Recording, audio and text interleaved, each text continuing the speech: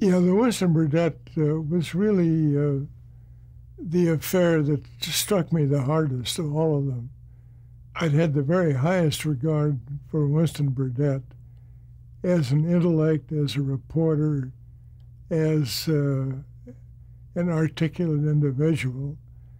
When I was appointed president of CBS News, I had a call from Dan O'Shea, the man who was watching left-wing developments in the corporation, invited me to come up to his office.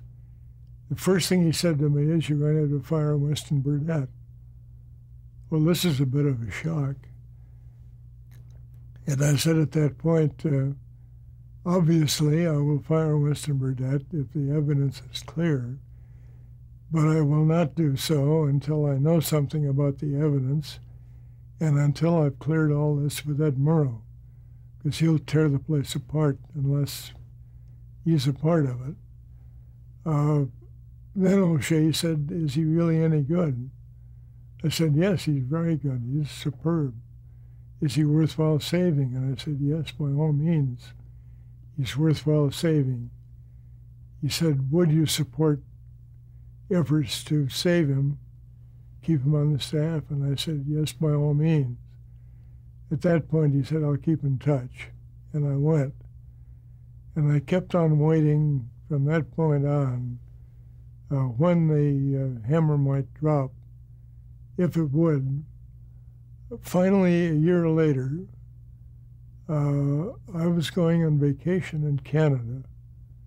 Just got back from the 10th anniversary of the founding of the UN out in San Francisco. And O'Shea told me that the whole story would break the next week, and it was going to be a lot more surprising than anybody had expected. And it'll indicate why there was some real fear about keeping him on staff. I asked whether I had to abandon my Canada trip, and he said no, because there really wasn't anything I could do at that point. So I went.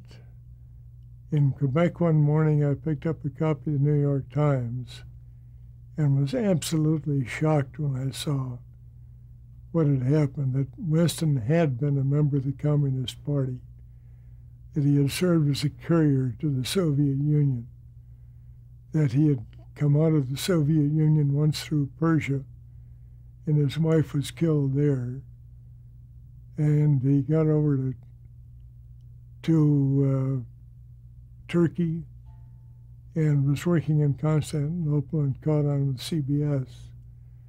And as far as anybody could tell, there was no evidence remaining of a communist enthusiasm on his part, which I was sure there was not.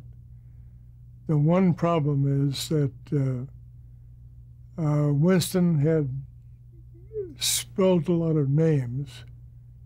He had talked about a lot of people who had been in the same position he was in, and as a consequence, he was not in very good position to work in Washington. I called him and asked him if he would be willing to take a spot in London for a few weeks, and then we'd see if we could find something permanent. He said he'd be delighted, and I said, "You better get your transportation, pick up your wife, pack up your bags, and go." And he was very happy to do so. After a few weeks in London, Rome opened up. We put him in Rome, and he spent the rest of his career in Rome.